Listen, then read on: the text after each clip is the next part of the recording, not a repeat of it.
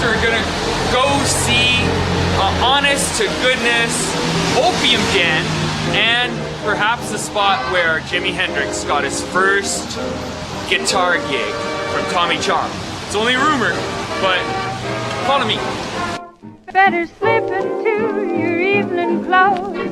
There's a jam tonight at Joe's Last Road. I'm feeling high and happy. This building right here is the old province building, and that's where all the racist cartoons came out of that caused the white people to hate the Asian people and caused the first anti-Asian riot of 1907, which is where we got our first anti-drug laws shortly thereafter, 1908, as a result. But that's another story. We'll talk about that later. I went in hard for everything. When I do that so we can swing, you know I'm feeling high and happy.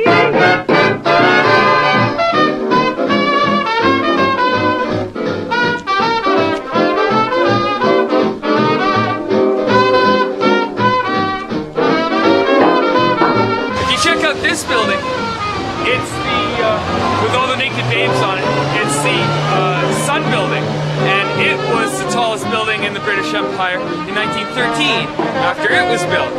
And again, just like the Dominion Building, it was money that they got from trees that paid for it all.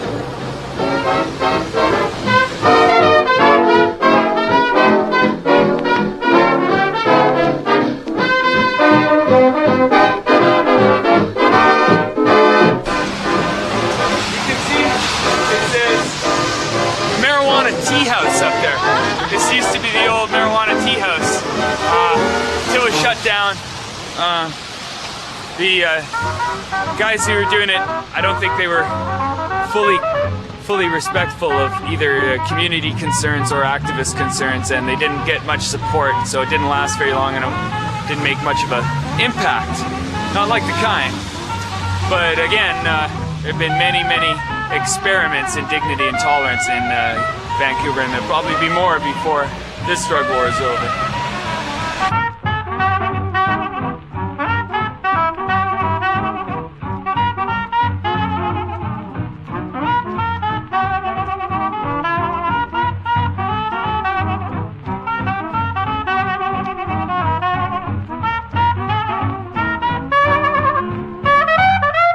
We're standing outside the Lotus on Abbott and Pender in Vancouver, and apparently, according to some people, this may have been the club that Chong had given Jimi Hendrix his first big break in.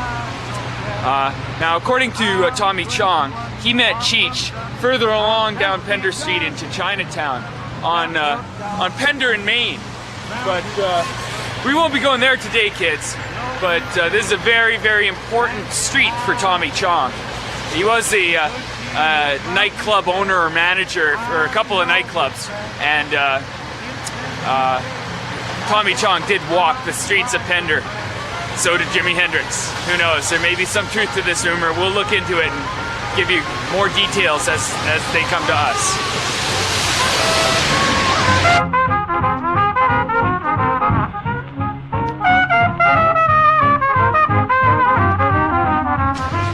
So apparently, according to some rumors, the new Spartacus books is going to appear somewhere around here on Pender. The old Spartacus books burnt down in the fire that also destroyed Blunt Brothers and Cabbages and Kinks. But arsonists just can't keep a good idea down. So watch for that.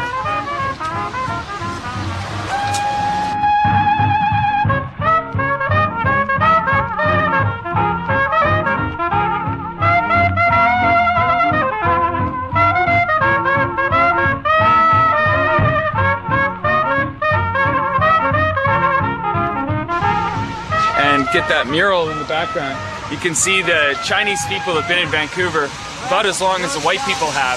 They came in the 1860s to help with the gold mining and then the railroad. And we're about to come see a definite opium den. It sent me be gay, and I can't wait, I'm by for marriage.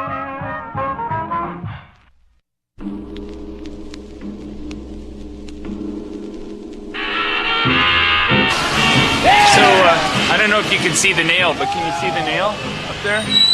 Oh yeah. You see the nail on that? Zoom in there. See the nail there? Just like I'm trying to find out other one. Where is it? That nail was the nail that hung up the Oriental Club sign. And that was the nail that hung up the sign that indicated that this was, in fact, an opium den. We have that verified through other sources too. So in 1907, the province newspaper whipped up the population of Vancouver, the white population, into an anti-Asian frenzy, blamed them for all the unemployment problems that they were having in the region. And the crowd came out of Maple Tree Square, where we're about to head next. And it came down Carroll Street, and it broke all the windows of all the Chinese-owned stores in the area in Chinatown, including this one. And William Lyon Mackenzie King was sent in from Ottawa to find out what went wrong and to settle the labor disputes. And he blamed it all on the opium dens and came up with the anti-opium laws of 1908. Come around.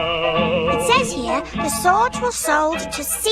Ebenezer Burns. Burns? The evil industrialist who makes coal out of babies? I know just where to find him.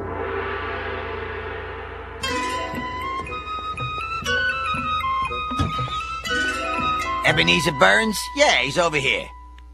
How you doing there? Fresh in your pipe? Anybody need to let me down? Whoa, whoa, heads up there, buddy. A rat's gnawing off your toe.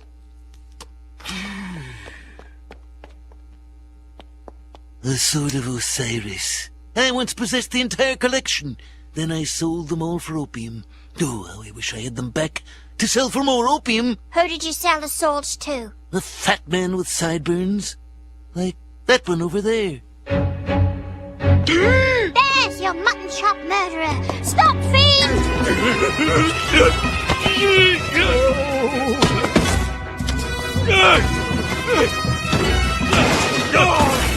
Opium room! Hey, hey, read the sign. Well, well, what have we here? Inspector, you've caught the villain! But what are you doing in an opium den? It's the only way I can get Ralphie to go to sleep. I can make opios! Better slip into your evening clothes. There's a jam tonight at Joe's Last Road. I'm feeling high and happy. Right, so we're standing on top of these sidewalks that have embedded glass in them.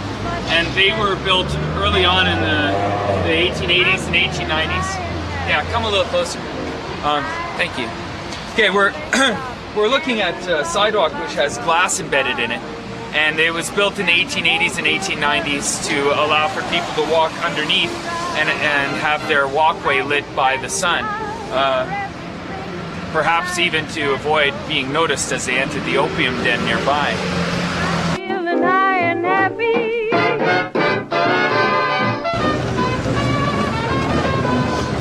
As you can see, Jimmy's presence still haunts the streets he walked as a youngster. This is the site of the first supervised injection site. It was run by regular street people.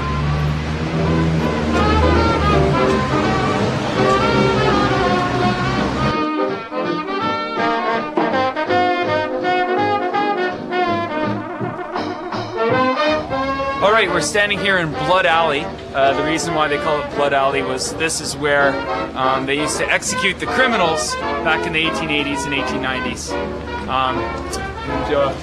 In this courtyard here, they used to walk down this little walkway here from the jail, which is over there. You can still see the bars on the windows. Yeah, you can see the bars on the windows of the jail there still.